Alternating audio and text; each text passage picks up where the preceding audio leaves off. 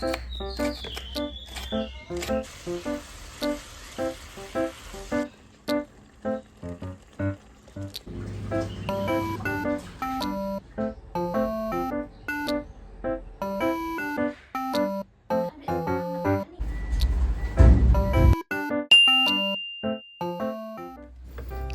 assalamualaikum warahmatullahi wabarakatuh. Share kegiatan hari ini lagi ya teman-teman. Nah, lanjut aja langsung ke videonya. Ini tuh masih pagi gitu ya, walaupun gak terlalu pagi banget. Ini aku lagi masak-masak teman-teman. Ini tadi sebenarnya udah aku udah aku goreng gitu ikan lele. Lalu aku juga udah ambil sayuran di belakang gitu ya, daun ubi. Tadi tuh aku juga lagi motong-motong apa sih namanya teman-teman, batang yang muda dari pohon kecombrang. Masya Allah, susah banget nyebutinnya. Jadi kalau pohon kecombrang itu kan ada batangnya gitu ya yang muda. Aku ambil bagian inti yang paling muda gitu teman-teman. Jadi di batangnya itu biasanya dikuliti gitu bagian luarnya sampai dapat bagian yang paling muda, lalu diiris-iris. Kalau bapak mertua aku sih dulu dia ditumis gitu ya sama teri, ataupun dicampur sama masakan gini tuh enak. Cuman karena aku ambilnya satu, aku pikir tuh cukup teman-teman. Sebenarnya lebih banyak tuh yang lebih enak. Nah, ini tuh aku cemplungin. Aku tuh mau masak ikan lele tadi yang aku goreng ya, tapi pakai batangnya kecombrang. Menurut aku atau menurut yang doyan tuh enak loh teman-teman, apalagi kalau ditumis pedes sama ikan teri. Cobain deh kalian di rumah. Jadi kali ini tuh aku campur aja, mau aku buat aroma-aroma makin sedapnya itu aku campur sama ikan lele dan daun ubi nanti teman-teman di gulai aku.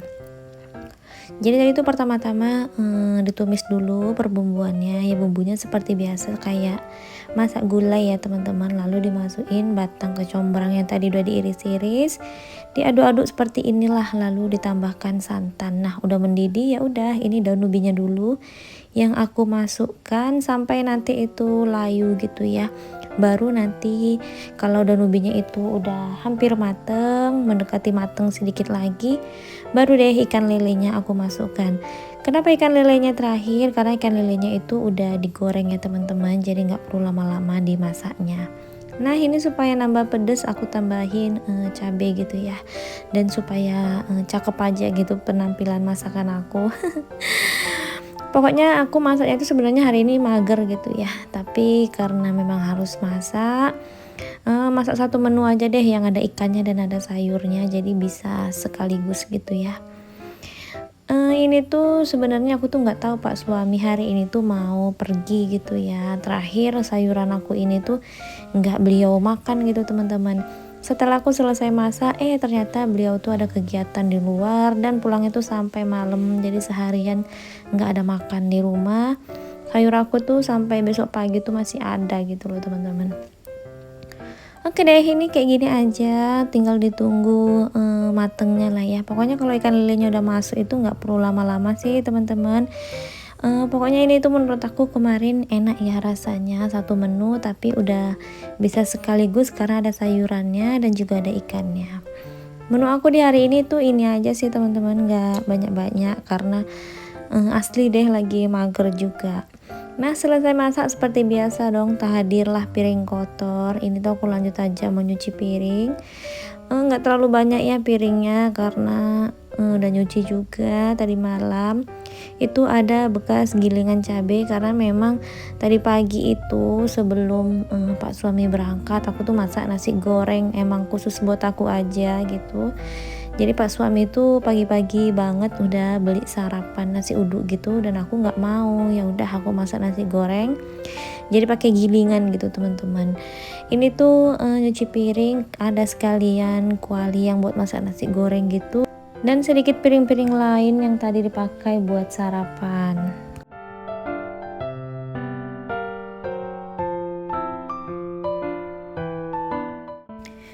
Oke deh, nah ini tuh aku rencananya mau nyuci piring ya, tapi aku lihat di wall foam ini tuh ada kotoran gitu. Jadi udah aku lap-lap aja terlebih dahulu, karena kalau wall foam seperti ini teman-teman dibiarkan lama-lama tuh nanti bakalan susah gitu ya. Aku sering banget itu kalau lagi masak kadang-kadang itu nyiprat ke wall foam ataupun ke ambalan sambil-sambil masak di sela-sela video tuh sebenarnya ya lap-lap teman-teman. Karena apa? Karena beneran deh harus dijaga ya supaya tetap awet, tetap cantik itu kelihatannya dan pastinya tetap bersih gitu teman-teman. Karena kalau wall foam apalagi yang putih seperti ini ya warnanya, kalau nggak kita jaga gitu, takutnya nanti tuh kotor gitu ya, nggak cakep kelihatannya di kamera dan juga nggak enak lah, aku lihatnya nggak nyaman teman-teman. Nah, kalian lagi ngapain saat nonton video aku? Semoga apapun yang teman-teman kerjakan selalu dimudahkan ya segala urusannya. Wajib bersyukur deh teman-teman. Pokoknya sekarang itu kita kalau lagi kena masalah ataupun kena musibah, pokoknya kita itu harus memandang sisi baiknya aja lah ya. Karena musibah itu merupakan ujian atau cobaan dari Allah dan pasti itu juga teguran buat kita ya. Dan kalau dirasa itu ujian atau lagi masalah yang sulit, kita memang harus memandang ke yang lebih sulit gitu teman-teman. Contohnya kayak sekarang ini, banyak saudara-saudara kita itu yang di sana yang memang lagi prihatin banget kondisinya. Ya Allah, aku tuh lihatnya sampai sedih banget gitu ya, dan membuat kita tuh mager ngapa-ngapain. Tapi mudah-mudahan kita bisa mengambil hikmahnya ya teman-teman, lebih bisa bersyukur, lebih bisa sabar yang lagi ditimpa musibah dan masalah. Pokoknya kita itu wajib bersyukur karena setidaknya keadaan kita itu lebih baik gitu ya. Keadaan kita itu ya walaupun ada masalah tapi kan kita itu bisa tidur, bisa berkegiatan dengan nyaman tanpa harus merasa ketakutan gitu ya teman-teman. Oke deh, ini lanjut lagi kegiatannya. Nah seperti ini, jadi ini tuh aku lihat di wall foamnya itu seperti ada noda-noda hitam gitu ya, kayak apa sih ya, kayak sawang-sawang gitu teman-teman. Walaupun rumah aku nih tuh udah di plafon gitu ya. Ngelepotan ngomongnya, walaupun udah di plafon atasnya itu, tapi kenapa sering banget ya ada kotor-kotoran hitam kayak bintik-bintik gitu. Apa karena rumah aku tuh deket pabrik sawit gitu ya, jadi kalau pabrik sawit itu kan mengeluarkan asap hitam gitu ya, kadang-kadang juga jatuh-jatuh ke pakaian yang dijemur di luar, jadi kadang suka kotor gitu teman-teman, apalagi di bagian sini nih. Nah ini tuh kadang-kadang tempat minyak aku tuh suka ada hitam-hitamnya gitu loh. Jadi memang wajib banget setiap hari itu dibersihkan, padahal ya udah dibersihkan gitu loh. Malam itu kadang-kadang aku suka lap-lap, tapi kalau paginya itu kenapa ya selalu ada aja kayak noda-noda ataupun debu-debu gitu ya di dapur aku ini. Dulu waktu aku bangun dapur ini tuh memang lagi tren ya teman-teman, masang top table dapur itu pakai warna hitam. Sampai tukang aku tuh menyarankan pakai warna hitam gitu juga teman-teman di meja dapur aku tadi. Tapi setelah dipasang ternyata warna hitam itu malah membuat noda-noda ataupun debu lah ya, lebih nampak, lebih mudah kelihatan gitu loh. Sekarang itu baru sadarnya, baru ngerti tentang dekor-dekor itu ya sekarang ini. Kalau dulu kan ya bangun rumah itu ya ngikut aja lah ya, nggak tahu dan nggak banyak juga yang situs-situs yang membagikan tentang desain-desain rumah.